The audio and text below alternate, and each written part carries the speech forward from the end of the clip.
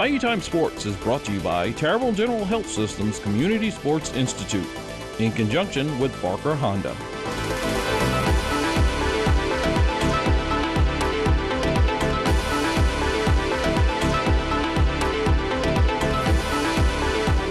We welcome you guys to the first annual Coaches Hall of Fame.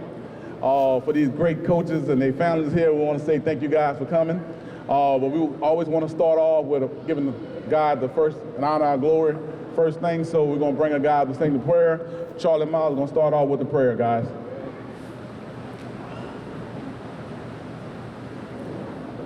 Let us pray. Heavenly Father, we thank you for your grace and your mercy that you so freely give to us. In your word you said, let us give honor to whom honor is due. Tonight we give honor and we celebrate these coaches and their families that have sown so much into us and into this community. We ask that you continue to bless them, protect them, and watch over them. And tonight, allow us to celebrate each of them and give back to them what they gave to us. It's in his name, in his power, that we give you the glory.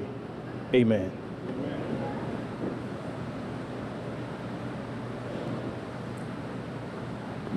Okay, starting off with the first coach. A lot of you guys know him. I got a pleasure to play under him for only 1 year though. I'll tell you guys a quick story about him. At the time, I just moved into Oakshire, and me and my older brother always wanted to be like him. And we was at the gym playing ball one day, and then all of a sudden he came to us. He said, "Hey, you guys play football?" My older brother was always the shy one. I was like, "Yes, sir, we play football." He said, "You guys want to play on the team?" I was like, "Yes, sir." He said, "Well, here, some forms right here, bring that back, get it signed. It's $10 a piece for you guys to go ahead and sign on up." I said, "Cool." We go home. I bring the form to my mom, and my older brother was like, "Yeah." She said, "Y'all gonna play football?" I said, "Yeah." She said, "How much it is?" I said, "It's $10 each." First thing my mom said, "I ain't got no money for that." I said, "Well, it's only $10. She said, "That's a whole lot of lunch meat." So we finally got a chance to try to talk her into it. She still said no. We got back to the gym the next day. Coach had asked us, he said, "You guys got the form?" I said, "Well, Coach, my mom said she can't afford it." He said, "Well, look, if it's gonna keep you guys out of trouble, keep you guys with some discipline, I'm gonna pay for it myself." Ran home, told our mom. She said, "What? Why?" So he just said he just wanted us to play on the team. I said, "We just that good." She said, "I don't believe that." I said, "If you let us play, we'll show you." Signed the paperwork, brought it to him, gave it to him, and he was like, "Good job. I see you guys." And then he looked at it and he said, "Hold on." I said, "What's wrong?" He said, "You're not good." I looked, I said, "Coach, you never saw me play." He said, "You're only 8 years old. You got to be at least 9. And the hurt in my face, he saw it. He said, "Your older brother can play, but you just can't." And when I was looking at him, I'm like, "But I want to play too, Coach." He said, "Well, look at this. This is what I'll do for you.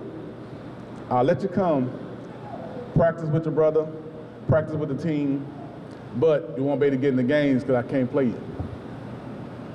I said, "Okay, as long as I was able to hang out with my brother and be a part of something, I was okay with it." Well, a lot of games went by, and I was always on the sideline. He even let me dress out. The last game of the season, had 7 seconds left. My brother had just made a tackle, and I'm looking at my brother. I'm hyped. I'm like, "Oh, yeah. So he calls a timeout. We're up by 2 touchdowns. I still remember. We were playing in Dularge. So he said, "Hey, little man," I don't think you remember my name. He said, "Hey, little man." I said, "Yes, sir." He said, "I'm probably going to lose my job or get in a whole bunch of trouble, but you want to play?" I looked at him. I said, "Yeah, I want to play." He said, "Well, I'm going to put you in the game." He said, "They're probably going to take a knee or they might run the ball." He said, "If they do, stick your nose in there, okay?" I looked at him. I said, "Yeah, I don't know what that means, but I'm going to stick my nose in there." I get on the field, and the whole time I'm looking at my brother. I'm excited. My brother telling me, "Pay attention." I said, I got this. Man, they ran a sweep. The guy break through the line. I wasn't expecting that. But when he broke through the line, I meet him on the sideline. And all you hear is, "Pacow!" Man, hit me so hard. Only thing saved the tackle was me looking to see if my chest was still intact. It caught his face, and my face mask caught his cleat, and he fell. And when that happened, the first person on the sideline to come running over there, picking me up, slapping me on my head, and say, "Way to stick your nose in there." I looked at him, I say, "That what you call sticking your nose in there?" And he was like, "Yeah, you're gonna be a football player. I know we got one here now." And I was like, "I don't think I want to play football no more." When I got home, I was excited. My brother told my mom the story. She said, "Oh no, you ain't playing football no more. Why you put you in the game anyway?" I looked at her, I said, "He didn't put me in the game, I snuck in." But I didn't want to get him in trouble because he did take a chance on me. And that's the type of person he always was with us in the neighborhood. And I'm just so, ecstatic just to say thank you, Coach, for what you've done, not just for me, but a lot of other guys you took chances with. So I want to honor and bring up Bobby Arceneaux.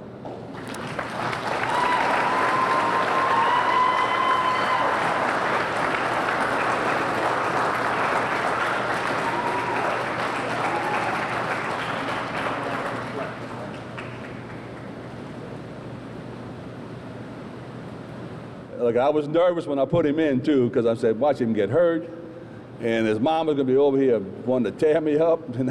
But he did a great job, and he turned out to be a great man. I can't say enough about those guys in Oakshire Raiders back then. Just some great guys to be around, and tonight, this is a great honor. I'm so proud to be up here with these other guys who are being honored tonight, too. What a great class. I mean, I feel so privileged to be up here with you guys.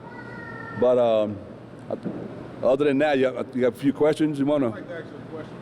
What is one of your greatest accomplishments as a coach? My greatest accomplishment as a coach, I'd have to say, as all you other guys who are coming in tonight, we won a lot of games. We won a lot of championships. And that's all great. To me, my accomplishments, when I see our children who we coached go on to be a success in life, to go on to be a giver back to the community. And it doesn't mean you have to be a doctor or a lawyer to be successful. Be successful in anything you do. And when I see the kids we coach, and they've done that, they become good parents and good role models for their families, that makes me feel so good, because that means the small part that we had to do with it, might have been the one that touched it that made them do that. And I feel so good when they come back to you, when they're 45 years old, like Chris Poirier is here tonight, and just have memories, good memories, what we did, and say they had fun. They had fun playing, and that's the main thing, because sometimes we forget about that part of it. So, my accomplishment is not the wins and losses, but when I see the kids turn out the way they do, turn out good. Do they all turn out good? No, sometimes they take a bad trail, and I feel so bad for them too. And I'm always there to offer my help to them any way I can. But, and sometimes they make that turn, but they come back and straighten it out, and that makes me feel good too. Now, one more question. What advice would you give to a young coach that's coaching now? Advice that I would give to a young coach coaching now would be, remember the things you didn't like that a coach did to you. If it's screaming at you and all that, if you didn't like that, some kids can't take that. You got to coach every kid individually, because a lot of them, you can scream and holler and they'll perform. Some you can scream and holler and they go home. And that's the ones we don't want that to happen to. And it might not just be the screaming and hollering, but it just could be the way you treat them, So you got to treat them all different, and you can tear them down during practice, but before you leave, always leave with a positive note to them. Never let them leave with negative. Let them leave with a positive. Kind of like with Randy when he hit that guy in the last play, so that the last play of the game of the season, we left off the field with a positive note. And I always say that's more important than anything, is always, you know, don't degrade them and tear them down to a certain point, but always leave positive.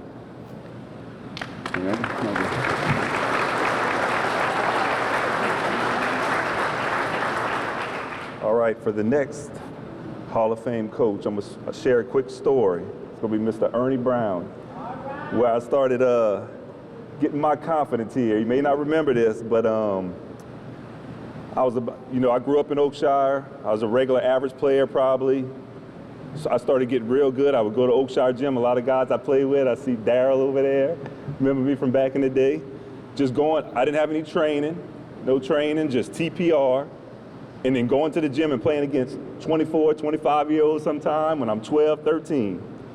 So I guess I was about 14. They had a pre-prep tryout. I think it was in this gym.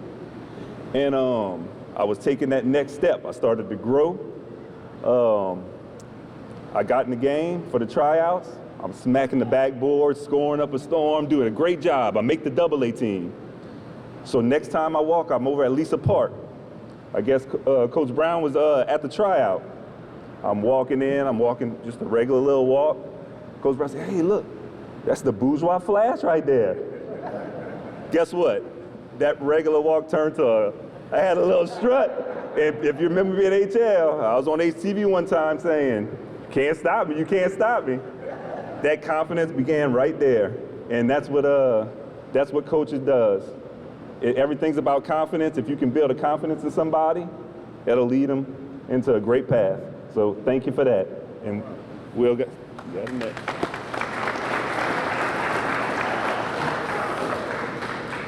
I could come up here and probably say about 30 different stories about Coach Brown, but I'm not. All I'm gonna say is this: I didn't have a chance to actually see him coach TPR, but I had a chance to play against him and watch him coach the Ellender basketball team, as well as the South Terrebonne basketball team before Ellender became a high school. And one thing that coach demanded was accountability. And if you didn't give accountability, he would sit you on the bench. Didn't matter who you were. And that's what I took from Coach Brown. Coach Brown, thank you so much.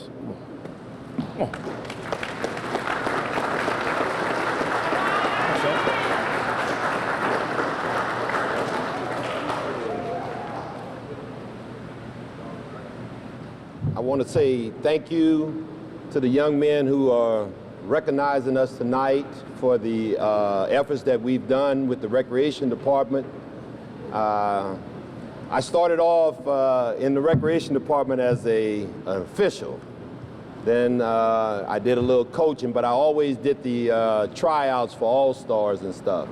So you had an opportunity to meet all of the kids when they were young and see that they have become productive citizens in Terrebonne Parish.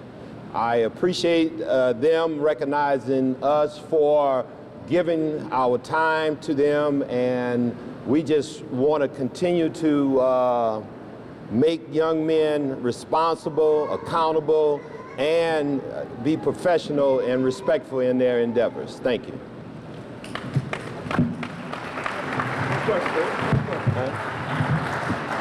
One question.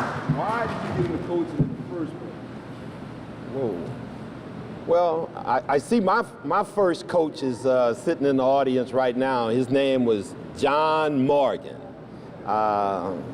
John used to have a team at St. Lucie, and I stayed in a community called Deweyville, and I walked around the gym, and he was in there coaching. He had some players, I guess, and I always thought I could play, but I never played on a team.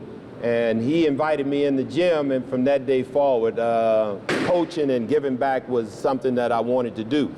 The opportunity, at Terrebonne High School, I played under a coach named Ralph Bates. I left Terrebonne High, and I went to North Iowa, and I played under a coach named Herb Koningsmark.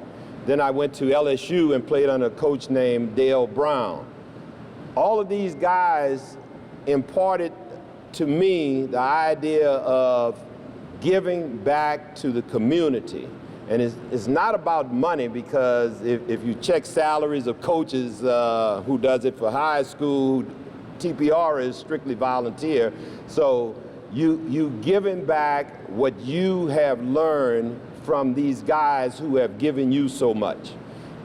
Coaching to me is an opportunity where we can give them ways to deal with things that take place in society, learn how to be part of a family, learn how to give of oneself. So that's why. Next coach. I played basketball under the next coach for approximately 4 years. I don't ever recall losing a basketball game while I was with this coach. Well, let me give you all a little background information from past and from the current time. TPR has these rules, whereas if you're beating a team by 20 points, you have to stand inside the three-point line and play defense. If you start beating that team by 25 points, you have to get inside the paint to play defense. You can no longer come out here to play defense. I'm letting y'all know today that is a direct reflection of this man. His whole objective was to just beat you until you don't want to play him no more. I remember this one story. We was living in Mechanicsville, and we had to play Oakshire. And we all walked to Mechanicsville gym, and he looked at us, and he was like, "Nobody got a ride." And we was like, "No, coach, nobody has a ride." He was like, "All right, let's go, get in the car." It was probably 8 of us in a 2-door Monte Carlo, and we was piled all up, and we all went to Oakshire, and we played basketball. But before we got to Oakshire gym, when we got to the Sunrise, he put us out. He was like, "All right, y'all run back there, warm up, that's y'all warm up." So when we got back there, the first time we ever scored 100 points was with this man right here, Bomber Joe. Bomber Joe Dennis, thank you so much, I appreciate you.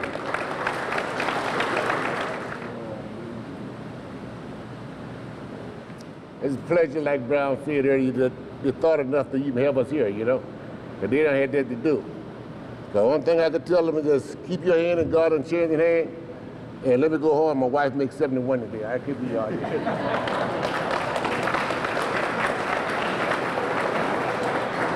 Okay, the next coach, he's probably been coaching and giving up his time 40-some years also in the community.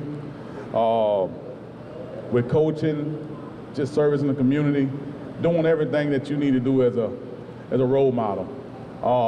I had the chance to play under this coach for a couple of years. Actually, me and his son was always good friends. And with that, I remember he was always the guy who was the nicest person, but he always acted like he was the meanest. Never cursed, never was disrespectful. He might holler and then come back and apologize for hollering at you. But he always had a mean look on his face like he was that guy, right? He was never that guy. I remember one time I started playing baseball. My first time playing baseball, so when it came to curves and all those other kind of pitches, I wasn't used to it. So a guy threw a curveball one time at me. It looked like it was coming at me. I jumped out the box. He said, "What are you doing?" I said, "It almost hit me." He said, "It's a curve." I said, "Okay." I said, "If he hit me, coach, I'm going at him now." He said, "He ain't gonna worry about that. He ain't nobody gonna hit you." The next pitch, I thought it was a curve. It wasn't a curve. It was a wild pitch, and he hit me. Boom. I ran around the bases, third, first, right, left field. I'm trying to get to the guy. Finally, he tackled me right around the dugout. He said, "Davis." I said, "Yes, sir." He said, "What you doing?" I said, "Man, he hit me." He said, "That's going to happen." I said, "Not with me. It ain't going to happen with me, coach." I said, he did it on purpose. He said, "Nobody did that on purpose, Davis. It's just a wild pitch. He on your team. He didn't mean to hit you." I looked at him. I said, "Coach, I told you I didn't want to get hit." He said, "Well, look, I'm going to tell you something." I said, "What you going to tell me?" I said, "Because he hit me, coach." He said, "I'm going to tell you this. You can't keep on running around and think you're going to put your hands on somebody every time you get hit." He said, "First of all, they're going to kick you out the league." I said, "Well, it is what it is." He said, "Well, secondly, you're going to run up on the wrong person, and they're going to put something on you." I looked up at him, and it's the first time I ever seen him smile. I said, "That's why I bring the bat." So he smiled and said, "What I'm going to do with you?" Right? Gave him a hug. He said, "Now get back out there and apologize to that guy." I looked at him. He said, "Hey, you heard what I said?" "Yes, sir." Right. So he was that type of guy. Also was always a respectable man. into church, role model. He always, before a game or so, we made us say a prayer. To this day, if you see him, he's a man of God. Always been a role model, just by him, his appearance, his aura. It's just a wonderful man, and I'm honored to say I'll get the chance to bring you up, Coach Leroy James.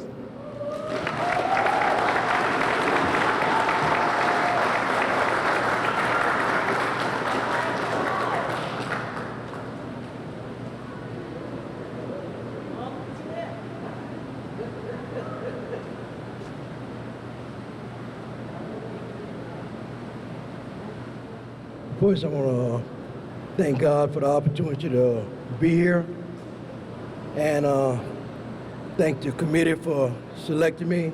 It's an honor, and I just want to let them know I appreciate what they're doing. And for me, as far as this,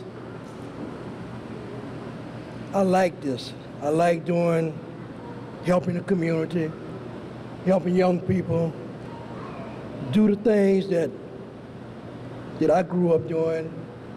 It's just being a kid and doing the things that we need to do to be able to better ourselves. Got it? Same question, Coach. We got you into coaching. Well, what got me into coaching? It's a long story, but I'm gonna cut it short. I got into coaching because one day in the parish, the TPR recreation program, they had a need for coaches. And I said, you know what, I'm gonna try this out one time. I didn't know what I was getting into, but I said I wanted to do it. And I noticed the need that they had was around Dumont Center. They didn't have a football team. They didn't have no kind of activity going on around there. And me and a couple guys that decided to try it out, a guy named Robert Dillard, Floyd Nettle, Julius Virgin. I said, we're gonna try to get together and get a JV team over at Dumas. And after that, we got the team. I kind of puzzled what I was gonna do. I said, well, how do I coach? And then I started thinking about my high school days, what I learned from Coach Raymond Taylor, Noel George, Leonard Neville, Isaac Pico, John Lucas. I say, all that came into mind saying, that's what I need to do. The skills that they taught me, the way they taught me, what they talked to us about life, about teamwork. And I say, I think they're gonna be a good thing. And after we got the team together, we start playing. And I say, you know what? I think I want to do this coaching for a long time.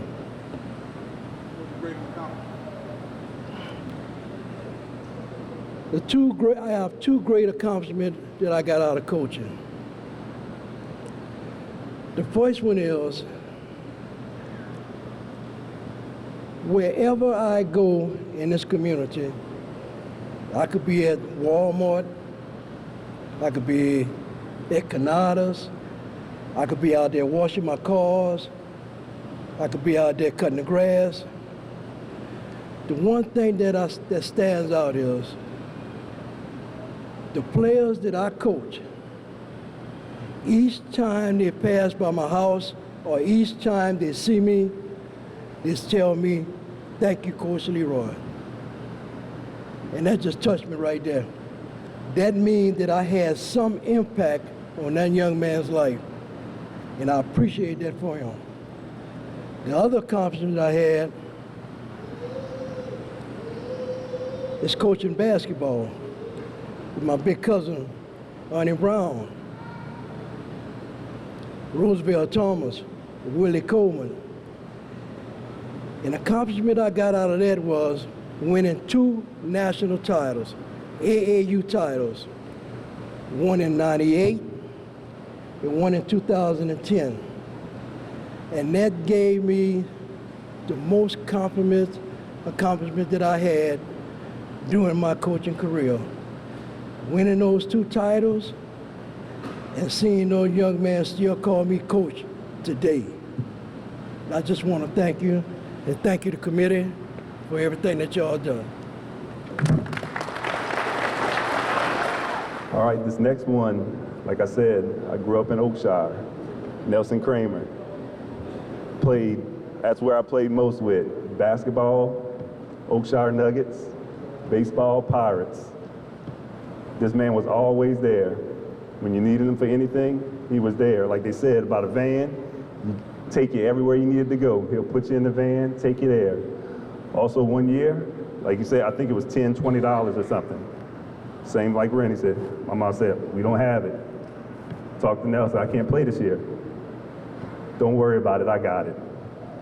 So I appreciate it, Coach. You were there all those years for me, and it means a lot to me. And I love playing under you. Thanks.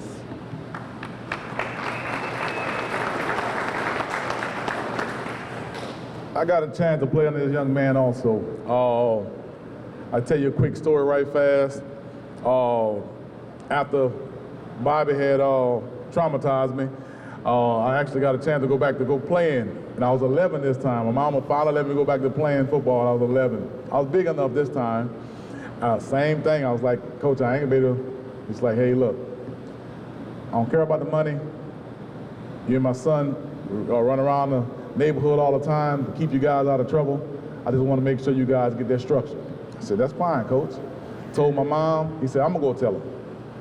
Went in and talked to her, she said, that's fine, Coach. But hey, if you need something, he said, if he act up, you got the right to do whatever you want to do. I looked at her. You gonna get this man the right to beat me? She said, and you under his care, he can do what he need to do. So I always respect him. But I'll tell you a quick football story. We playing against Lil Caillou. It's 6-6, we in the Jamboree. If everybody know the Jamboree, the time don't never stop. I think we had 20-some seconds left. We down, like I said, it was up, actually 6-6 tied up. He come to me, he said, hey, look, we're gonna run the 26 sweep. I need you to score a touchdown. Cool. We get out the huddle, I look at Blair, his son looked at me and said, we need you to get in the end zone. I said, yes, sir. Pass me, actually sweep the outright, what it was. Outright 26 pitch, that's what it was. He said, Hut, I forgot to take my steps. I was just so excited to get the ball, I catch it. I'll run my blockers, come around, somebody missed the block, go up, come back around. Blair threw me a block, I come back around, make a couple moves, shoot on out about 60 yards. I get in the end zone, but back then, when you played, your older team played right after you, so they was in the end zone waiting. So I see a couple of guys that, was on our older team, and I'm dancing and everything happened, and they acting a fool. That's basically what I was doing, acting a fool. And I remember coming to the sideline, everybody was happy. He was in that mud and the same look. I'm like, oh, Lord, here we go. I get over there, he said, come here, Randy Davis. So he called me by my whole name. He said, if you ever want to run the ball for me again, what you're gonna do is, he didn't ask me, he said, what you're gonna do is, you're gonna act like you've been there. You're gonna hand the ball off to the referee, and again, you're gonna act like you've been there. You're gonna humble you, and you're gonna celebrate with your teammates. That's the reason why you scored. Looked at him. He said, do you understand what I'm saying? I said, yes, sir. So every time I scored in high school and everything, and I wanted to act up, I remember to act like I've been there before. So, Coach Nelson, come on up. You want to take a picture with him? Yeah. All right, Shannon, over. Put him in the middle. I'm going to take a picture with him. Put you in the middle. Go. Right in the middle.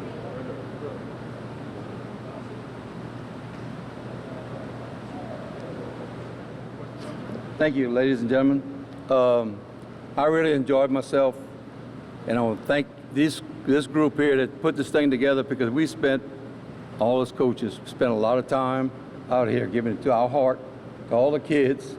and I got to say, when Ernie said something about Ralph Bates, he coached me too. So there's a lot of coaches that left a good feeling in our heart when we left from high school and went to this recreation. But I want to thank really another guy that really brought me into the system, Bobby Arceneaux and Pat Patterson, really asked me to come help them, and I look forward to doing it. And once they gave me the reins, I ran with it.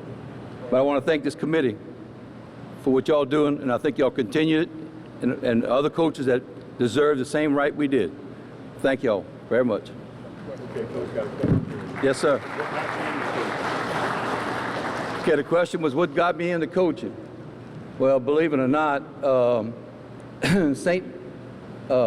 women's team asked me to coach them in softball at St. Maranatha Home Center. There was a bunch of women that needed a coach, and that's how I started. We went to play some teams at the air base, and they were not that good, just a bunch of women having fun, and that's how we got started.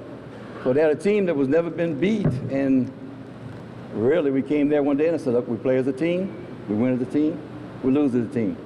So those ladies came out, played their hearts out, and beat a team that had never been beat in the whole year. So that was where I got started at. Then I got into the t-ball, baseball, football, thanks to Bobby Arceneaux. I assisted him. Pat got me into all the other stuff. I've coached baseball, basketball, football. I did it all. What was your greatest accomplishment? Greatest accomplishments? I'm kind of like what Leroy just said. Just to see these young men and women, because I coach some girls, men and women that we helped, and they showing us the appreciation, because I can go anywhere, like Leroy said, and they're, hey, Coach Nelson, it could be their parents, it could be their kids, because they appreciate it. Randy knows, because I picked up Randy, Shane, at football games, and we had to go play a game out of town. Well, they loaded up the van, and we put like 20-something kids in it and took off. So that makes me full, because I really felt that now they're showing me what we did. It wasn't only me; it was our staff, our coaches. I got to ask our coaches for this part too, because they also helped me. We was a team, and if you play as a team, you win as a team, and you lose as a team. So that's just one thing that we always preach to our young boys and girls. Thank you. This next guy, I didn't get a chance to play under him, but he always made me feel like he was my coach, and I still today call him Coach Barry. Malone, so I always call him that. He always just, I remember one time we was playing against them guys. We was with the Oakshire guys, and he had a young team, but it was really, really talented. They were just a little younger than us. And they had an undefeated record. We was undefeated. I knew we was going to beat them. It's just the fact that there was a lot, this is the 1 year younger. And, but at the time, we had a hell of a team, and we were beating everybody probably about 30-some points. We didn't even play the second half most of the time, but he had his guys so ready and had them believing that they had a chance to win. And we made some mistakes. They did what they needed to do, and they only lost by 15 versus everybody else. But I remember after that game, he come to me, he shook my hand, he said, hey, look, if you keep doing what you're doing, one day you're going to be a great player. He said, you heard what I'm telling you? I said, yes, sir. He said, keep doing what you're doing, practicing, doing all the little intangibles to get better, and you're going to be a great player one day. So, go to Evergreen at the time, junior high. I would see him sometimes at the game. He would always tell me, hey, look, you remember when I told you you was 12 years old? I said, yes, sir. He said, keep working, son. I see it coming. Keep working. I said, thank you, Coach. So I ended up making the freshman team. I actually started as a freshman as in high school. I was playing with his son. And I remember we were playing against Thibodeau High. His son wasn't even playing. His son was playing JV. I actually started varsity as a freshman. And I had a good game after that game against Thibodeau High. He sat there and watched us play. After that game, we go to the locker room and come on out. He walked up to me and said, hey, remember when I told you when you was 12 years old? I said, yes, sir. He said, what I told you? I said, you told me if I keep on working, I could be a great player.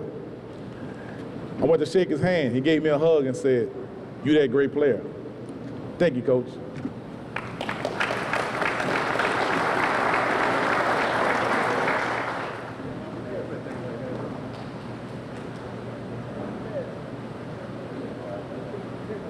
Well, I wish I could predict the stock market like I did that, huh? That'd be pretty good. Yeah, I really appreciate it. This is an honor, having somebody I never coached that was always might play with Nelson and them over there. They always seemed like they got the best of us all the time, but for him to actually put me up, that is a good honor. And I'll tell you what, I want to thank this group, you young men. Man, what a good food we had and everything. This is the best food I had in a long time because when my wife cooks, we usually say the prayer after we eat. So I just, so anyway, yeah, I love coaching, and this is just to be with all you guys. All right, she's gonna get me later. All right, so go ahead, Randy. What you got? What was one of your greatest accomplishments? Greatest accomplishments? Well, my son said it was him, but my daughter said it was her. So I can't use neither one of those. Like the rest of you guys, I hear these kids come up to me, "Hey, Coach Barry, hey man, thank you for everything." And then I ask Linda, my wife, "Who's that kid?" Because they're men now, you know, and they have an advantage. But as growing up, I kind of feel for a lot of these kids because I came from a broken home, and so I know a lot of these kids. I kind of took them like they were my kids, and I'd bring them home. And Rachel, my daughter, she'd said, "Dad, who's these people sleeping on the floor of the house?" You know, I had Roy, Miller, Tootie, and all those guys. They were all over the place, you know, and so that's why that I look at it as a great accomplishment, because I'm not talking about all the wins and all that. We all can say that. We won a lot of games and all, but that's the stuff that you remember. Got you in the coaching. Got me in it, same thing. I didn't want the kids to turn out the kind of way I was going. And when I was at a T-ball behind Broadmoor, Gary Beeson taking the field over there. And first game of T-ball, coach tells everybody to run the bases. Well, half of them went to third base, the other ones went to first, some of them went to the pitcher's mound, and then some of them went to second. And I said, "What the hell's going on here?" Excuse my language. And these kids didn't know what first base was. And that's when I said, "Well, somebody needs to tell me." And my wife said, "Well, if you think you could do better, get out there and do it." And that was the beginning of it. And then it got, like Nelson said, football, basketball. I ended up in Schriever. Pat needed a coach to go to Schriever. Nobody wanted to go over there because the gym was terrible. The floor tiles would come off while you were playing, you know, because with the humidity. But we used that to our advantage because we'd push teams that way, you say. So yeah, when you get lemons, you make lemonade. But I just want to thank you again, guys, and man, I'm so proud of you. It reminds me, I want to say one more thing. In Proverbs, there's a saying, "Iron sharpens iron, and men sharpen men." And thank you. I'm younger than all these guys. Some of the coaches up here, I know you, but I don't know you. You know, I know Brown as a referee always used to not call fouls for me, talk to me on the side and everything. But the coach I'm about to bring up, he was one of my first all-star coaches, you know. What I remember most is that he always took the time to talk to the players, even as kids, even when we was young, he took the time to talk to us about things that were outside of basketball, you know. And I can remember going to our all-star practice, man, and it just wowed me that he would come to us, he'd come to the kids, and he'd thank us for showing up, you know, as if, you know, we didn't want to play basketball all day, you know. He thanking us, and it showed that it meant way more to him than, you know, we could imagine at that time. So I want to bring up Coach John Morgan.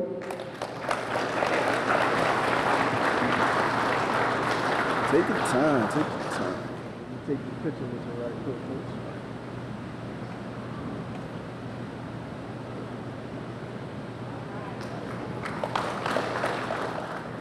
First of all, I want to thank this committee that did a good job putting this thing on. I never expected it would be like this. And I commend you all for doing this and keep on keeping on. All right, first of all, I have a player over on this side here, Ernie Brown, who is a role model and was brought up by people that cared. He never gave up. He went on to coach. He went on to be a principal. He worked for the school board, but hey, he never forgot where he came from. A true role model, Ernie Brown. Coach, can you tell us what got you into coaching? What got me into coaching was back in town, where I first started.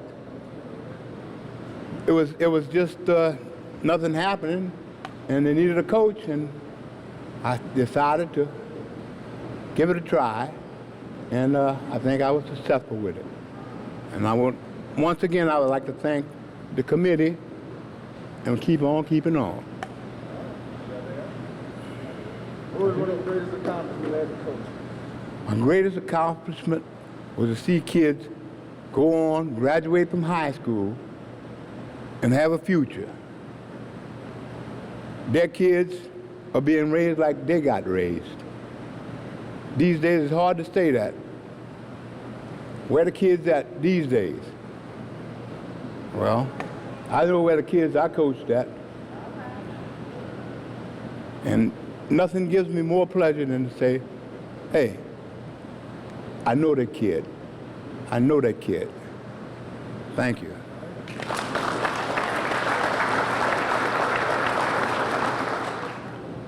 There was this guy that lived in the neighborhood I grew up in that I would always see driving a van with all kinds of sports equipment in the back. As I became friends with his son, I learned later that he was the director and organization of TPR Sports at the time. It was because of that relationship that my parents allowed me to play sports. I remember the year that you were my baseball coach. Your son and I got into a fight on the basketball court. The next day after the game, you made us stand in front of the team, apologize, and shake hands. You also spoke that, excuse me, you also spoke that day that teammates stick together and friends don't fight each other. Thank you for giving me and so many other kids in the neighborhood their first jobs, working on the sidelines of TPR football games. You kept so many kids in our community out of trouble by encouraging them to get involved in recreational sports. I can't forget the sacrifices I saw your wife make as well, handing out cold drinks, picking kids up from practice, dropping them off at games, ironing and even washing team uniforms. And last but not least, being the loudest cheerleader in the crowd. This individual probably has one of the greatest love for sports I ever seen in my life. I bet if you follow him home and turn the television on, I guarantee you it's on the sports channel right now. We thank you and your family for your sincere service that you have given us and this community. I introduce to you Pat Patterson.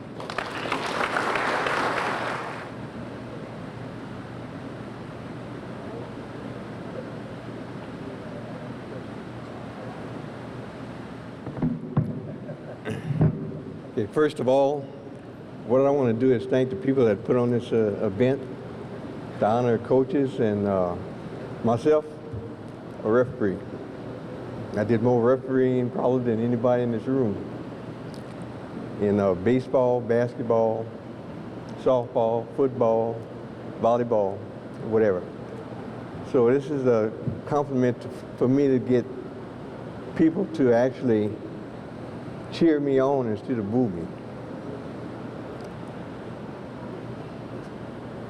A lot of people haven't thought about the amount of time that you put in so far as coaching and refereeing and being an administrator. So what I want to do is a person that put up with this kind of behavior from me for the last 50 years is my wife, Ollie. And for the coaches that's out there that's not part of this particular event, we can have one next year and honor other coaches that participated in the programs.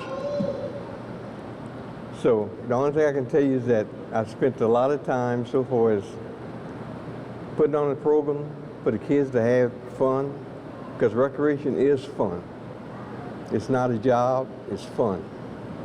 You pay a few dollars so far as registration, but guess what? Make sure that the kids have fun. So I want to thank everybody for being out here tonight, and hopefully next year we honor some more coaches, and that's all I can say. Thank y'all. Yeah.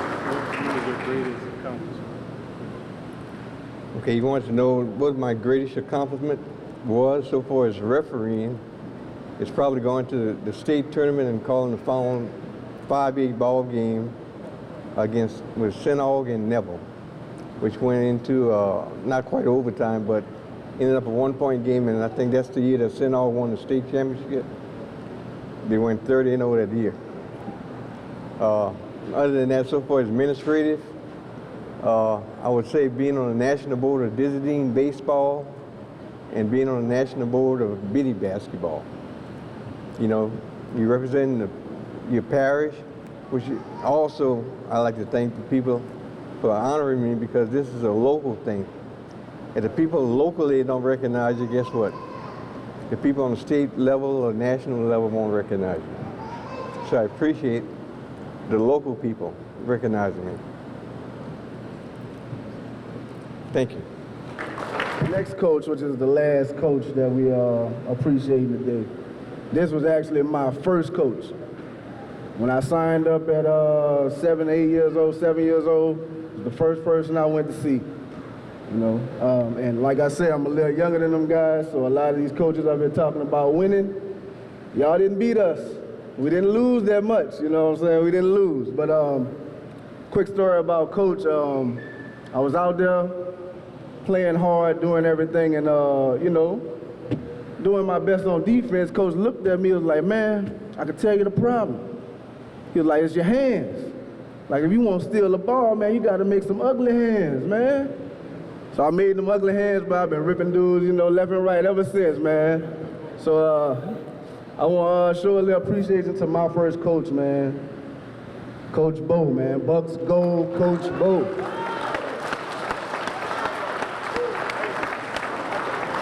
Yeah, and I'm going to put the mic up for him.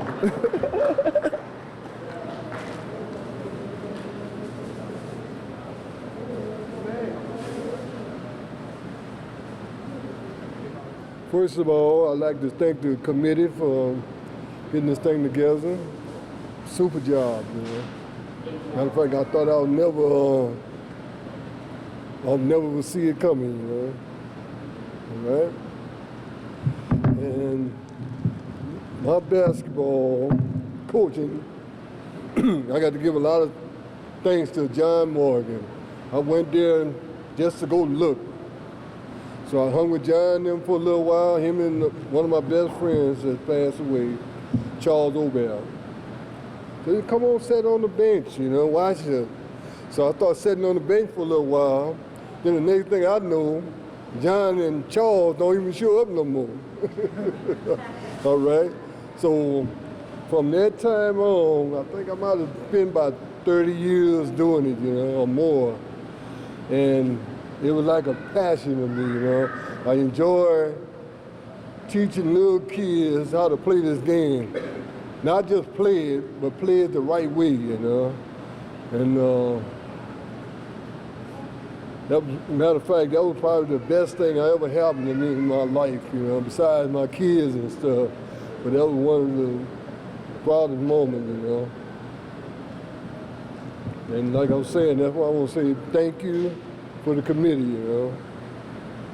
for honoring all the coaches. I know all the coaches, what they had to go through, because I know it wasn't easy. Having to leave your family, come out there, mess with some little kids, trying to teach them the right way. But you did it, and they made it work, you know. That's all I have to say right now.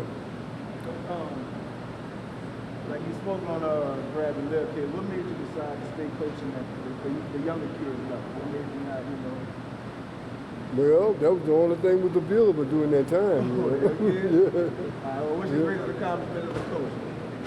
Coaching? Whew. Probably teaching guys that, kids that don't know how to play, teach them how to play the game, you know? That's probably the main thing. Because when you're 7, 8 years old, I know you don't know how to play no basketball. No way possible, you know? So put that mindset in their head, and everything turned out pretty good, you know? Yeah.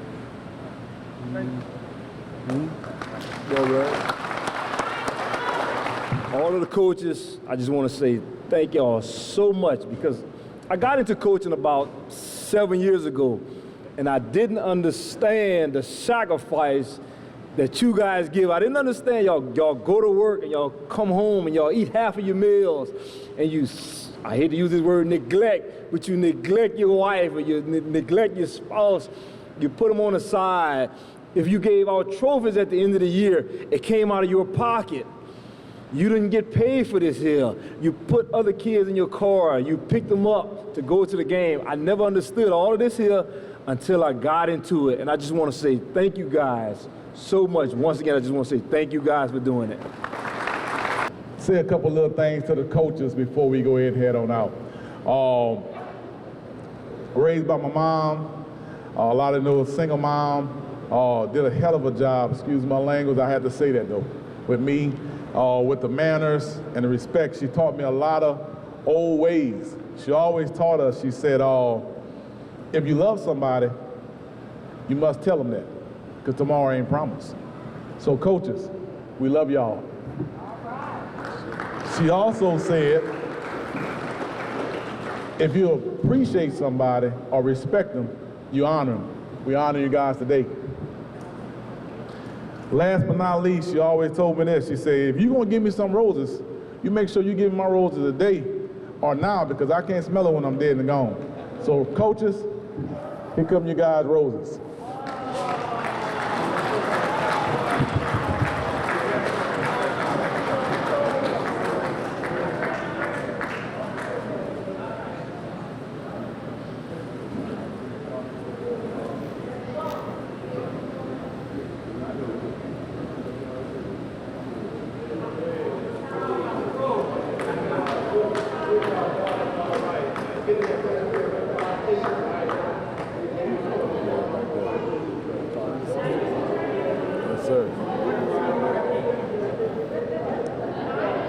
Okay, guys, last but not least, I want to thank HTV. Them guys came out here, did an excellent job over here filming everybody. Thank you guys, HTV. Thank the coaches.